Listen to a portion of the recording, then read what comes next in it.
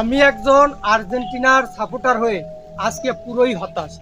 Argentina যেভাবে খেলছে, এতে আর্জেন্টিনা কোপা আমেরিকা পাওয়ার মতো বা চ্যাম্পিয়ন হবে এ ধরনের খেলা আজকে তারা খেলে নাই।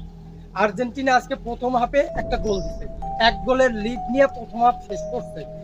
সেই এক গোলের লিড তারা শেষ পর্যন্ত ধরে রাখতে পারে নাই, এবং আর্জেন্টিনার মিনিমাম আজকে 2 থেকে 3 গোল দেওয়া উচিত ছিল। আর আমার কাছে মনে হয়েছে আর্জেন্টিনা আজকে কোনো অ্যাটাকই করে নাই গোল দেবে এই জন্য। ওদের ধারণা রয়েছে আমরা একখান গোল দিছি, আমরা আমাদের কাম শেষ করে দিছি, এখন খালি আমরা গোল ঠেকাবো। কিন্তু এতে আর্জেন্টিনা চাপে পড়ছে এবং গোল খাইছে।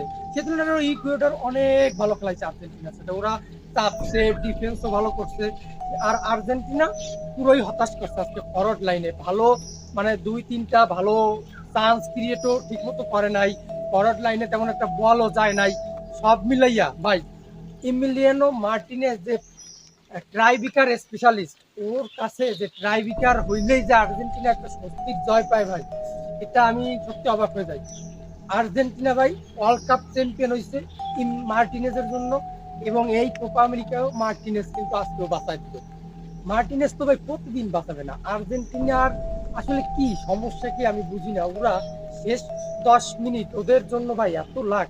ওয়ার্ল্ড কাপে দেখছি নেদারল্যান্ডের সাথে লাস্টের 10 মিনিট 2টা গোল খাইছে।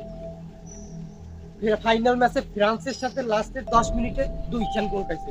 লাস্টের 2 খা মানে লাস্টের 10 মিনিট আর্জেন্টিনা যদি 2 গোলেরও লিড থাকে, আর্জেন্টিনা কেন যেন মানে লিডকে ধরে রাখতে পারে না।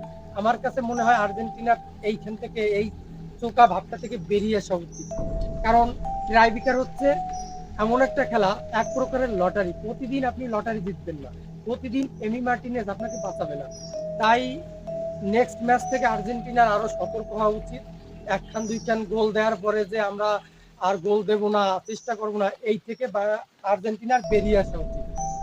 আর তবে এমি মার্টিনেজ ভাই, তুমি মান বাঁচাইছো, তা না হলে আজকে ব্রাজিলাররা আমাদের ধুয়ে দিত।